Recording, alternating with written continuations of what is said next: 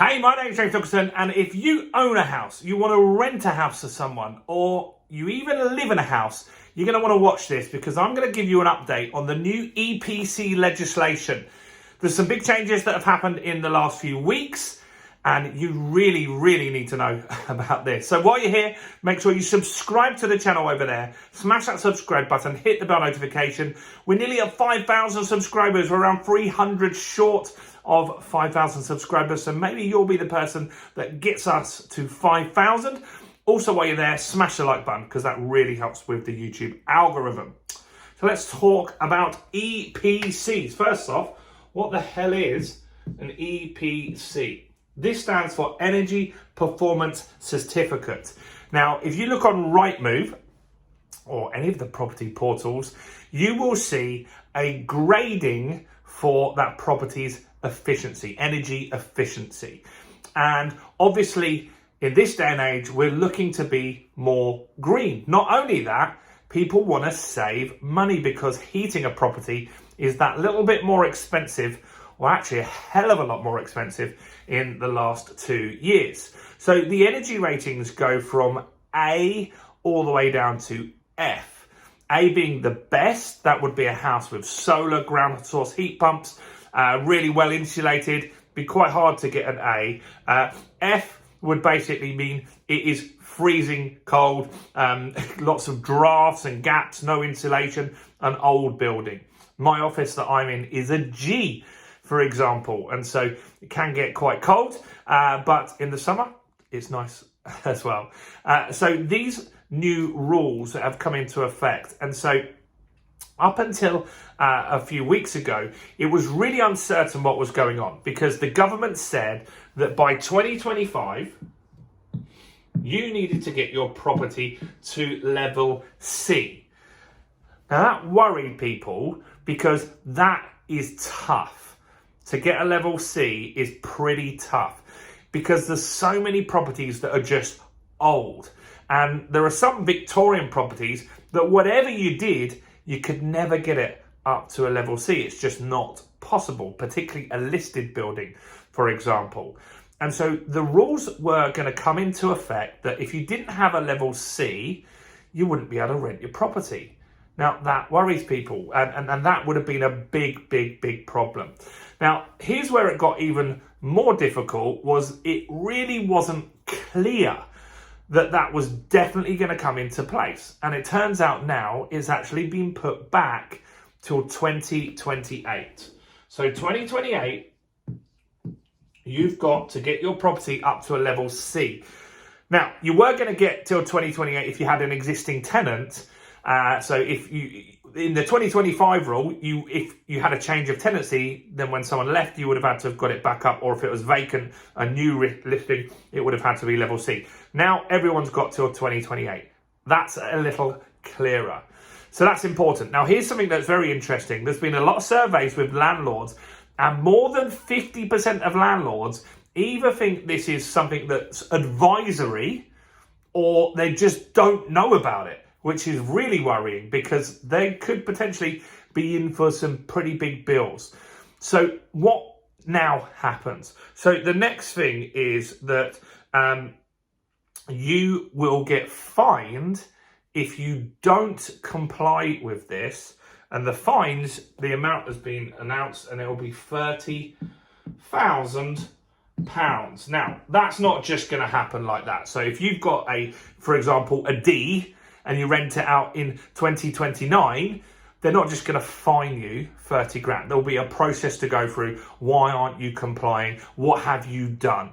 And so here's something that is really good and a lot more clarity that we didn't have when we had the 2025 rule. But before we jump into that, do give me a quick like on this video if this is useful. I want to get more eyeballs on this and more landlords knowing about this. So now they're saying that, look, you might not be able to get to a C. Some properties just that isn't physically possible. And so what you need to demonstrate is that you've spent 10 grand to do whatever you can. So this is for improvements, right? So you need to spend £10,000 to improve your property. And so I have one of my properties that doesn't have double glazing. So we will be looking at doing that. And there's various different things that you can do to make it more energy efficient. So you can add insulation in the loft. You need to be careful if you get that spray insulation I keep seeing advertised on Facebook, because that actually is not good for your mortgage, and the mortgage company will decline to refinance you if you have that. So be careful if you get that one. But you can do things like insulation in the loft. We have a flat in Dorking where one of the bedrooms was single brick. It was freezing in there. I actually lived in there at one stage. Absolutely freezing in that property. And what that meant was that we had to, we put this insulation plasterboard. So we built like a little cavity wall. We insulated in there, and that's made a huge difference to that property. And that actually helped massively improve the EPC on that one, which was good. In Hastings, we did we built some cavity wall. We put normal insulation in rather than the plasterboard with insulation on the back.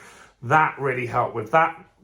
We've got a property that's got a flat roof. We're looking at solar on that one as an option. So there's going to be various different things. I'll make a video on how you can improve your EPC. But what you're going to need to do is to demonstrate that you got 10 grand spent on that. Now, that's going to put a lot of landlords out of the market. They're just not going to want to do that, particularly with house prices going down, interest rates going up.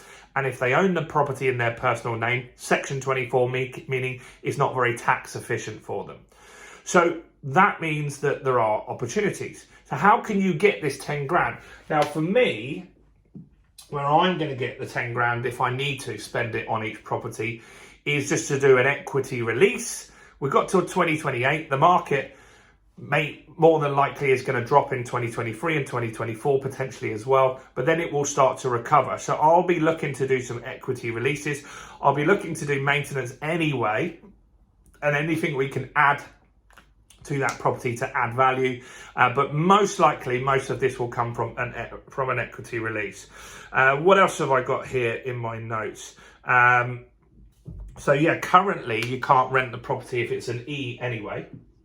And so that is going to a level C. So this is pretty big news. It's a big update. There's been EPC talk for a long time, but this is a bit more clear on what they actually want. So we've got a date. That's important. We've got a financial amount is actually gone up. They were talking about you only need to spend 3 grand at one point. So they're kind of giving and taking in this scenario. They're giving us more time, but they're also saying that we want you to spend more money. And so there's pros and cons with that, really, isn't there? Now, I see this as some opportunity. There are tons of landlords now that want to get out of the market because they don't want to do this EPC work, for one. So if you are in a position to be able to do that, that's an opportunity to get a property below market value because it needs that work doing to it. There are landlords that want to get out of the market because of the tax implications, because they own it in their personal name and you can buy it in your own limited company. And so that's what you've got to look at with this stuff, is how could that be an opportunity for me as an investor? So you can get really, really good at learning how to upgrade that stuff. But what is important is any maintenance that you do now, that you show people what you need to really keep a log of these costs that you spent to improve anything on the installation and stuff like that. I also think that we may get some schemes coming along, so not necessarily to rush this through and try and push for an EPCFC for now. I think that some schemes will come along as it gets a bit closer to that deadline, because the government are going to realise that this is a tall order to get this done. They said in the data, in order between now and 2028, in order to get all of the UK housing stock that's on rent, to get it up to level C standard, 3,500 houses per day need to get sorted. That's just not going to happen, is it? I just don't see that happening. So I think maybe this will get pushed back again. We had this, I was speaking to the one of my agents the other day. They said, this is what happened with the EICR electrical certification. She said when she started out more than 10, 15 years ago, they were talking about that, and that's only been in for a year or two. So anyway, let me know your thoughts in the comments below, guys. Do let me know what you think. I think it's positive that it's been pushed back. I think it's good that we've got a bit more clarity on numbers. I think they need to give us even more affirmative dates, and be really clear on this, but this is clearer than it was before. Do like the video, do subscribe to the channel, do check out all the other content on my channel, including this video right here.